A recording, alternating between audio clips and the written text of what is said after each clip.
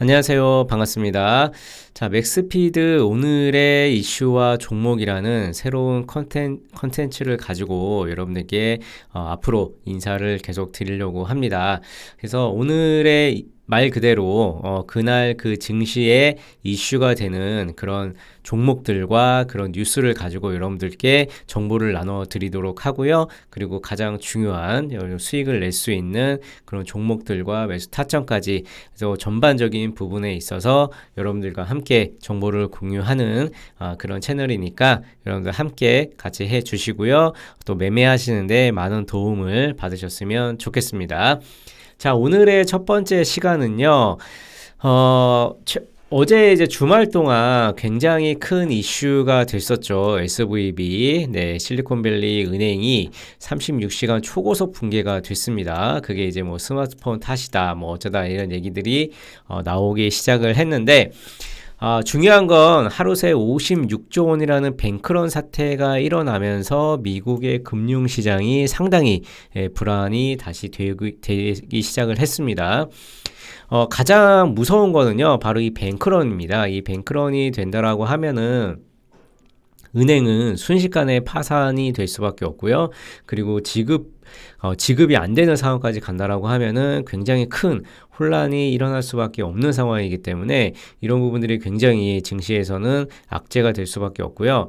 자, 그리고 이제 무엇보다도요, 우리는 예전에 이제 주식을 해보신 분들이라면 아시겠지만 2008년도 리먼 사태 때 금융위기가 상당히 크게 전 세계 증시뿐만 아니라 금융시장을 강타한 적이 있습니다. 그래서 그런 부분들의 학습 효과로 인해서 요번에 이제 실리콘밸리 은행이 파산한다라는 부분에 있어서는 굉장히 좀 민감하게 좀 시장이 보는 부분이 있을 수밖에 없습니다. 그렇기 때문에 이게 이제 앞으로 우리가 증시에서 어떻게 영향을 줄 것인가에 대한 부분도 우리가 좀 생각을 해볼 필요가 있습니다. 자, 실리콘밸리는요, 말 그대로 이제 미국의 이제 벤처 기업들이 모여져 있는 실리콘밸리에서 가장 대표적인 은행이고요. 그리고 그러다 보니까 이제 벤처 기업들, 그리고 이제 시작한 스타트업 기업들이 상당히 많이 자금을 빌리는 그리고 거래를 하는 그런 은행이다, 이렇게 보시면 좋을 것 같고요. 무려 40년이라는 시간 동안 이제 시장에서 굉장히 좀 자리를 잡아가던 그런 은행이기 때문에 이번에 갑작스러운 파산이 굉장히 좀 시장에서는 충격으로 받아들일 수밖에 없다, 이렇게 좀 보여질 수 있는 그런 부분이기 때문에 우리가 요 부분은 좀 관심 있게 좀 봐야 되는 부분입니다. 또 하나의 뉴스를 좀 보시면은요.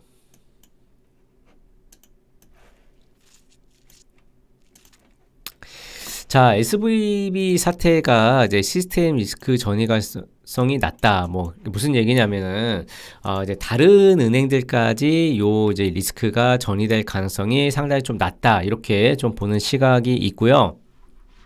실제로 오늘 장 시작 전에 미국 정부에서 지급 보증을 했습니다. 그렇기 때문에 지금 오늘 증시가 생각보다 굉장히 양호하게 마무리가 됐던 그런 결정적인 그런 계기가 될 수 있었고요. 지금 보시면은 이제 한국은행 정부는 시스템 리스크 전이 가능성이 낮다라고 보여지는 부분들 때문에 오후장에 들어서 이제 매수세가 들어와 주고, 그리고 이제 외국인의 매수세가 들어와 주면서 좀 안정된 부분들은 다행이다라고 생각을 합니다.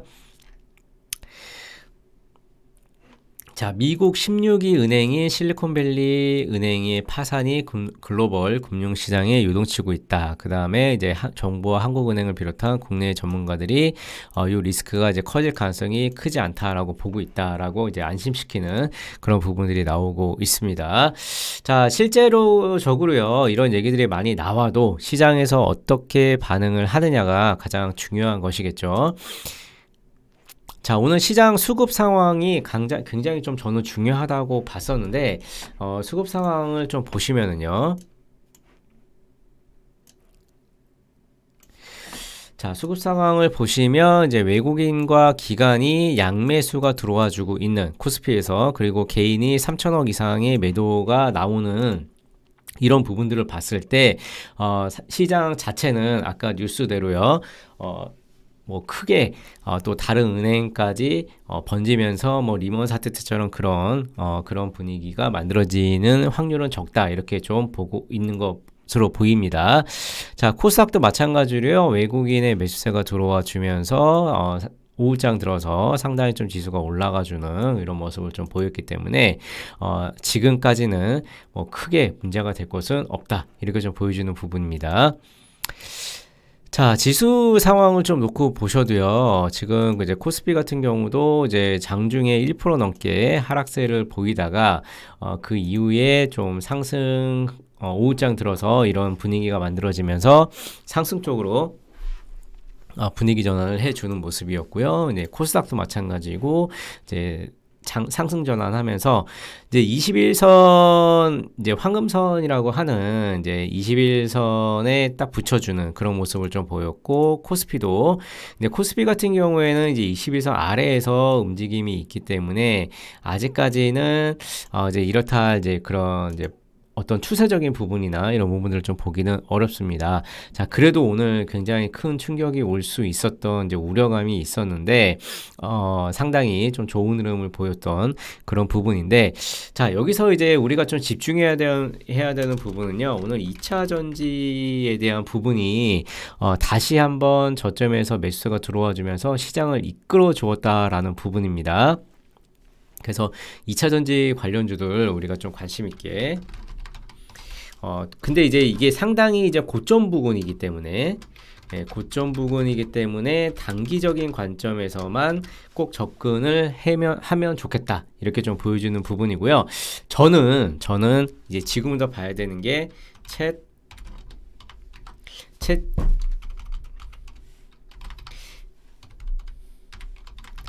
챗 GPT 관련주들을 우리가 좀 관심 있게 보셔야 된다, 이렇게 말씀을 드리고 싶습니다.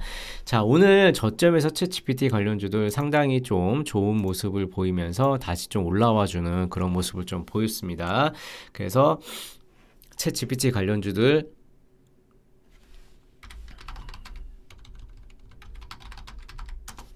대표적으로 가장 강한 종목이 셀바스 AI죠. 셀바스 AI, 그 다음에 브리지텍 같은 관련주도 오늘 굉장히 좋은 흐름을 보이는데, 여기서 이제 고점 부근에 있는 종목들은 우리가 조금 조심할 필요는 있습니다. 그런데 저는 이제 말씀드리고 싶은 것은 저점